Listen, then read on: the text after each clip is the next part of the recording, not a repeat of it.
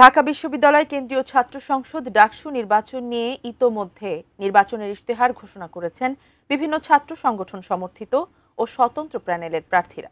শিক্ষার্থীদের মন জয় করতে নানা রকম প্রতিশ্রুতি দিয়েছেন সবাই। প্যানেলগুলোর ইশতেহারে শিক্ষার্থীদের চাওয়াগুলোই প্রাধান্য পেয়েছে। তবে শিক্ষার্থীদের আবাসন ও স্বাস্থ্যসেবা ইস্যু দুটি মূলত বিশ্ববিদ্যালয় প্রশাসনের এখতিয়ারভুক্ত, ডাকসুর নয়। আরও বিস্তারিত থাকছে ডেস্ক রিপোর্টে।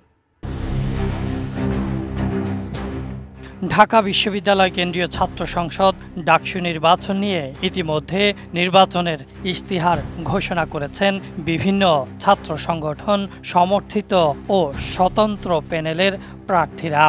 যদিও এসব প্রতিশ্রুতির অনেকগুলো ডাকসুর এখতিয়ারভুক্ত নয়, তবুও প্রতিটি প্যানেল সেগুলো বাস্তবায়নের ভিন্ন ভিন্ন পদ্ধতি উপস্থাপন করেছেন। শিক্ষার্থীদের অনেকেই বলছেন এসব প্রতিশ্রুতি পুরনো এবং এগুলো বাস্তবায়নে প্রশাসনের ভূমিকাই বেশি। ডাকসু নির্বাচনের ইশতেহারগুলো বিশ্লেষণ করে দেখা গেছে, বাংলাদেশ জাতীয়তাবাদী ছাত্রদলের প্যানেল, ইসলামী ছাত্র শিবির সমর্থিত ঐক্যবদ্ধ শিক্ষার্থী জোট, বামপন্থী জোট সমর্থিত প্রতিরোধ পরিষদ, বাংলাদেশ গণতান্ত্রিক ছাত্র সংসদের বৈষম্য বিরোধী শিক্ষার্থী সংসদ, বাংলাদেশ ছাত্র অধিকার পরিষদ সমর্থিত ডাকসু ফর চেঞ্জ এবং স্বতন্ত্র শিক্ষার্থী ঐক্য ঘুরে ফিরে প্রায় একই রকম প্রতিশ্রুতি দিয়েছে। সবাই বলছে ডাকসু ও হল নির্বাচন প্রতি বছর নিশ্চিতকরণ, শিক্ষার্থীদের সবার জন্য পূর্ণাঙ্গ আবাসন নিশ্চিত করা সহ নারী শিক্ষার্থীদের নিরাপত্তা নিশ্চিত করা। নতুন বাংলাদেশ গড়তে এলো জুলফিকার স্টিল। জুলফিকার স্টিল, ইস্পাত দৃঢ় অঙ্গীকার। শিক্ষার্থীদের প্রশ্ন, জয়ী হওয়ার পর প্রার্থীরা ইশতেহারে দেওয়া প্রতিশ্রুতিগুলো পূরণ করতে পারবেন নাকি এটি কেবল ভোটারদের মন জয় করার কৌশল? কারণ প্রায় একই রকমের প্রতিশ্রুতি দিয়ে 2019 সালের ডাকসু নির্বাচন অনুষ্ঠিত হয়েছিল, কিন্তু পরে ওই নির্বাচন ডাকসু শিক্ষার্থীদের কল্যাণে তেমন কিছুই করতে পারেনি। সেখানেও রাজনৈতিক হস্তক্ষেপই ছিল বেশি, যদিও এবারের প্রেক্ষাপট ভিন্ন। শিক্ষার্থীদের প্রতিদিনের খাদ্য নিরাপত্তায়, ক্যান্টিন ও ক্যাফেটেরিয়ার বিষয়ে প্যানেলগুলো নানান প্রতিশ্রুতি দিয়েছে। এর মধ্যে ছাত্র শিবির সমর্থিত ঐক্যবদ্ধ শিক্ষার্থী জোট বলেছে, হল ও ক্যান্টিনে পুষ্টিবিদের মাধ্যমে স্বল্প মূল্যে পুষ্টিকর খাবারের মেনু প্রণয়ন করা হবে এবং প্রতি 3 মাস অন্তর খাবারের মান পরীক্ষা করা হবে। বামপন্থী প্রতিরোধ পরিষদ বলছে, ব্যক্তি মালিকানাধীন ক্যান্টিনের পরিবর্তে বিশ্ববিদ্যালয় প্রশাসনের তত্ত্বাবধানে ক্যাফেটেরিয়া চালু করা হবে। খাবারের অন্তত 800 কিলো ক্যালোরি নিশ্চিত করা হবে। ভর্তুকি দিয়ে দাম কমানো হবে। থাকবে বৈচিত্র্যময় মেনু। রাত 12টা পর্যন্ত খাবারের ব্যবস্থা রাখা হবে। কলাভবন ও টিএসসি ক্যাফেটেরিয়া সংস্কার করা হবে।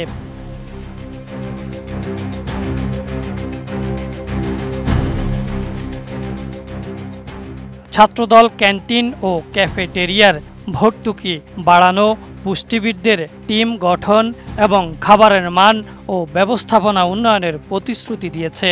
বৈষম্য বিরোধী শিক্ষার্থী সংসদ, টিএসসি ও ডাকসু ক্যাফেটেরিয়ায় ভর্তুকিযুক্ত খাবার ও নতুন ক্যান্টিন স্থাপনের প্রতিশ্রুতি দিয়েছে। প্রথম বর্ষ থেকে প্রত্যেক শিক্ষার্থীর বৈধ সিট নিশ্চিত করার কথা বলেছে ছাত্র শিবির। বামপন্থীদের প্রতিরোধ পর্ষদ বলছে, সন্ত্রাস, দখলদারিত্ব বন্ধ, পুরনো ভবনের সংস্কার, সম্প্রসারণ ও নতুন ভবন নির্মাণে প্রশাসনকে বাধ্য করা, প্রথম বর্ষ থেকেই প্রশাসনের তত্ত্বাবধানে সিট নিশ্চিত করা, র্যাগিং নিষিদ্ধ, ক্যাম্পাস চার্টার প্রকাশ এবং সিসি ক্যামেরা কার্যকর রাখার প্রতিশ্রুতি দিয়েছে। বাকছাস, 1 স্টুডেন্ট 1 সিট নীতি বাস্তবায়ন, আবাসন সংকট নিরসনে ভর্তুকি ও অ্যাটাচমেন্টের প্রস্তাব করেছে। ছাত্রদল ঢাকা বিশ্ববিদ্যালয়কে পূর্ণাঙ্গ আবাসিক বিশ্ববিদ্যালয় হিসেবে গড়ে তোলার অংশ হিসেবে নতুন হল নির্মাণ ও ভর্তির দিন থেকেই প্রত্যেক শিক্ষার্থীর জন্য একটি সিট ও পড়ার টেবিল নিশ্চিত করার প্রতিশ্রুতি দিয়েছে।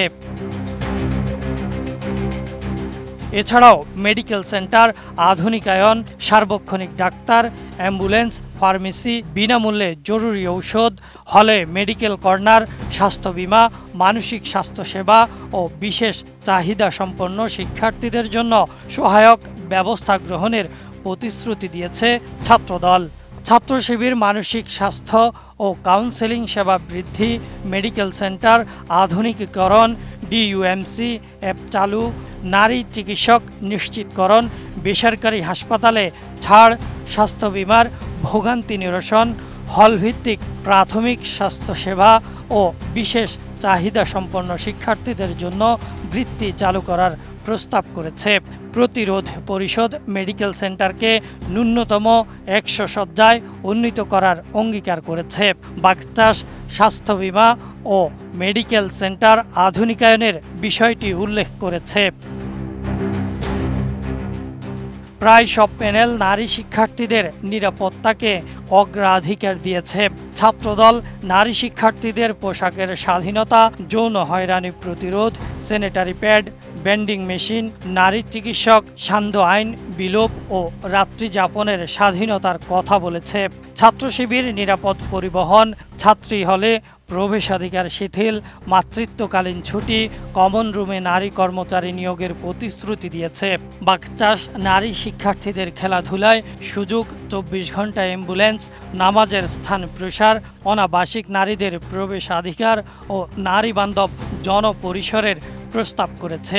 প্রতিরোধ পর্ষদ নারী শিক্ষার্থীদের সাইবার সুরক্ষা, চলাফেরার স্বাধীনতা, যৌন নিপীড়ন বিরোধী সেল কার্যকর সহ গর্ভবতী শিক্ষার্থীদের জন্য কেয়ার সেন্টার ও breastfeeding corner, local guardian নীতি বাতিল এবং হলে আবাসিক অনাবাসিক নারীদের প্রবেশাধিকার নিশ্চিত করার প্রতিশ্রুতি দিয়েছে।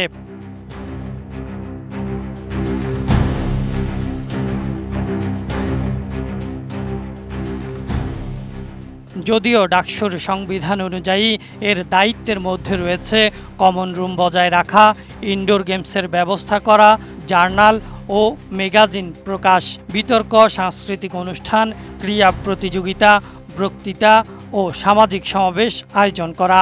ডাকসুর আরেকটি দায়িত্ব হলো বক্তব্য, পোস্টার, ফেস্টুন প্রদর্শনের মাধ্যমে শিক্ষার্থীদের মধ্যে সামাজিক সেবার মানসিকতা গড়ে তোলা।